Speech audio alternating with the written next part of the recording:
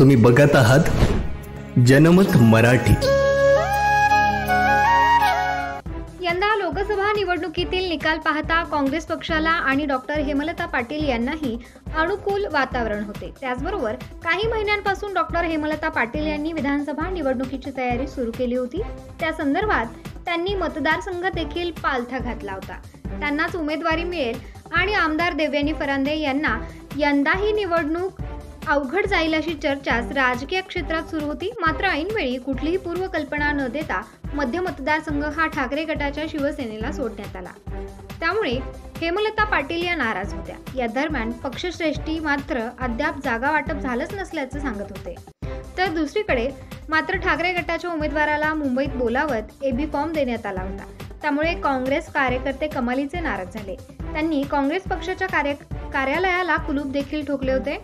कोणालाही विश्वासात न घेता परस्पर निर्णय घेतले जात असतील तर पक्षात राहून उपयोग काय, अशी संतप्त भावना देखील हेमलता पाटील यांनी व्यक्त केली होती। पक्षाच्या अवघड परिस्थिती देखील पाटील या कायमच पक्षासोबत राहिल्या होत्या। मात्र त्यांच्या जाण्याने काँग्रेस पक्षाला मोठा धक्का बसणार असून आता डॉक्टर हेमलता पाटील नेमक्या कोणत्या पक्षात जाणार याबाबत उत्सुकता लागली असून भाजपा अथवा शिंदे गटाच्या शिवसेनेला त्या पसंती देण्याची शक्यता वर्तवली जात आहे। गेल्या 30-32 वर्षापासून मी काँग्रेस पक्षाचं अतिशय निष्ठेने काम करते। मी काँग्रेस पक्षाची नगरसेविका म्हणून शहराचे सगळे प्रश्न अतिशय प्रकर्षाने सगळ्यांसमोर मांडलेत आणि त्याची सोडवणूक केली आहे।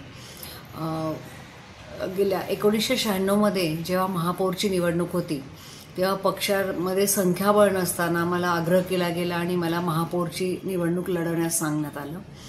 साधारण 13 पक्ष तेव्हा मी माझ्या सोबत ठेवले आणि केवळ 1 मताने ती निवडणूक मी हारले। परंतु तिसऱ्या वर्षी जेव्हा महिला रिझर्वेशन पडलं आणि माझी संधी असताना त्यावेळेलाही पक्षाने माझा विचार केला नाही। परंतु मी कधीही पक्षावर नाराज न होता माझं काम अतिशय प्रामाणिकपणे केलं। विधान परिषदेच्या निवडणूक असू देत किंवा इतर कोणत्याही निवडणूक असू देत, कुठल्याही प्रकारच्या आर्थिक गोष्टींमध्ये न पडता त्या उमेदवाराला मी मतदान केलं आणि कधीही पक्षाला मला व्हीप द्यायची गरज पडली नाही। गेल्या पंचवार्षिकमध्ये निवडणुकीला 15 दिवस शिल्लक असताना मला अचानक उमेदवारी करण्याची सूचना देण्यात आली। मी तेव्हा वरिष्ठांना सांगितलं की शेवटच्या क्षणी अशी विधानसभेची निवडणूक लढली जात नाही, परंतु जर आपण ही जागा लढवली नाही तर ही जागा राष्ट्रवादीकडे जाईल आणि भविष्यामध्ये मग ह्या जागेवर काँग्रेसचा क्लेम राहणार नाही। त्यामुळे कोणत्याही परिस्थितीत तुम्ही ही निवडणूक लढवा अशी मला गळ घालण्यात आली आणि पक्षाचा आदेश मानून ती निवडणूक मी लढले। मला फक्त 12 ते 13 दिवस मिळाले, पण 47,000 मतदान मला त्यावेळी मिळालं आणि त्यानंतर गेले 5 वर्ष मी सातत्याने विधानसभेची निवडणूक डोळ्यासमोर ठेवून काम करत आले आहे। यावेळेला अशी परिस्थिती होती की 100% काँग्रेसचं सीट या ठिकाणी लागलं असतं, तशी जनमानसामध्ये एक चांगली भावना होती आणि हा जो मतदारसंघ होता हा काँग्रेसचा मतदारसंघ होता। शहरातल्या 4 मतदारसंघापैकी फक्त एका मतदारसंघावर काँग्रेसने क्लेम केला होता। पक्ष नेतृत्व ज्या दिवशी एबी फॉर्म द्यायच्या आदल्या दिवशीपर्यंत 4 वाजेपर्यंत मला पक्ष नेतृत्व सांगत होतं की ही जागा आपण काँग्रेसकडेच ठेवतोय आणि दुसरीकडे शिवसेनेच्या नेत्यांना एबी फॉर्म दिला गेला आणि त्या दिवसानंतर मला अशी एक भावना झाली की माझी फसगत झाली।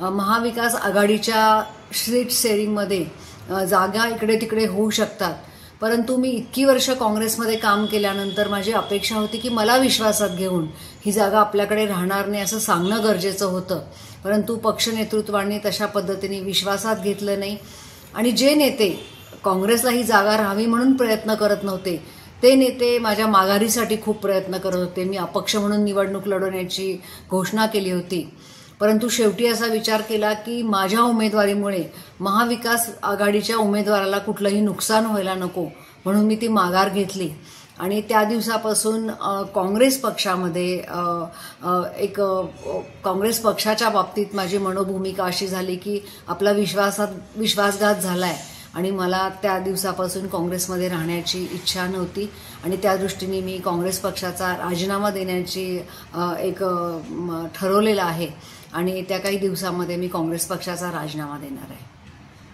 जनता पक्ष असेल, शिवसेना असेल, राष्ट्रवादी काँग्रेस असेल, सर्वच नेत्यांनी माझ्याशी चर्चा केली आणि त्यांच्या पक्षामध्ये मी यावं आणि काम करावं अशी त्यांनी मला एक सूचना केली, विनंती केली.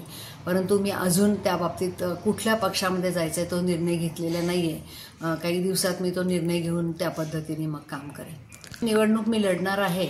आता मी कोणत्या पक्षामध्ये जाते आणि कशा पद्धतीने प्रभाग रचना होते, किती लोकांचं पॅनल होतं, ह्या सगळ्या गोष्टी पुढे जर तरच्या आहेत तर तो सगळा विचार घेऊनच मी निर्णय घेईन. जबाबदारी, न्याय